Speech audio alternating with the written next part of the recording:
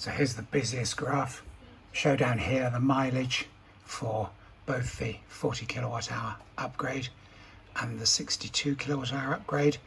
You can quite clearly see where the school holidays are, and therefore we're not doing anything like the mileage that we'd otherwise do during holiday time.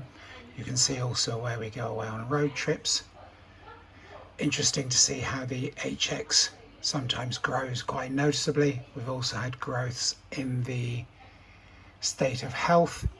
Then these other ones just represent other batteries that I've worked on and just monitoring their SOH and HX. But down the bottom here you might have to expand it a bit. There's a pictorial scale that shows the colours and a description of what each line represents.